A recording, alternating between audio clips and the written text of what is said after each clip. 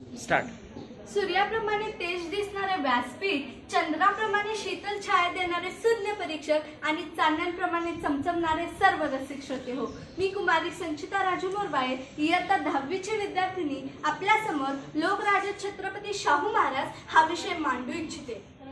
माणसांच्या ओळखीचा माणसांचा राजा, माणसाचा माणुसकी मानणारा राजा, राजा म्हणावं तुला की माय बाप म्हणू, राजा म्हणावं तुला की माय बाप म्हणू, माया दिली पोटच्या पोरावानी जणू, एकच देवदूत धाडला देवानी, पुन्हा नाही राजा असा पाहिलाच कुणी।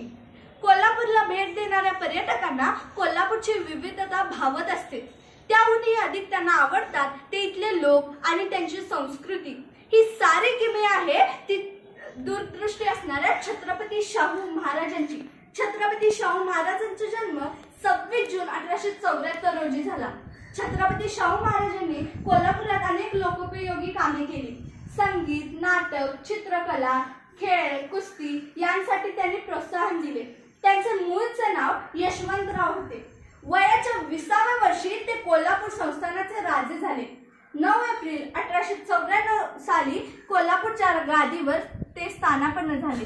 त्यांनी एकूण 28 वर्ष राज्यकारभार केला।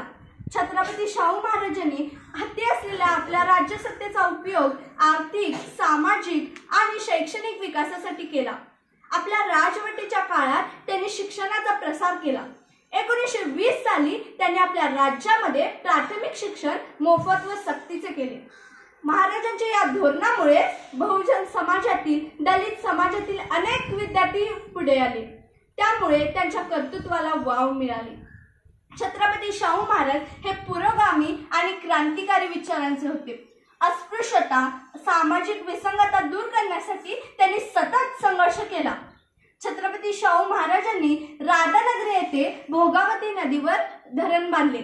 लक्ष्मी हे तलाव बांधून हरित क्रांतीचा पाया घातला। महाराष्ट्रातील बहुजन समाजाचे ते मार्गदर्शक नेते होते। त्यांचा जन्मदिवस समता दिन म्हणून साजरा करण्यात येतो।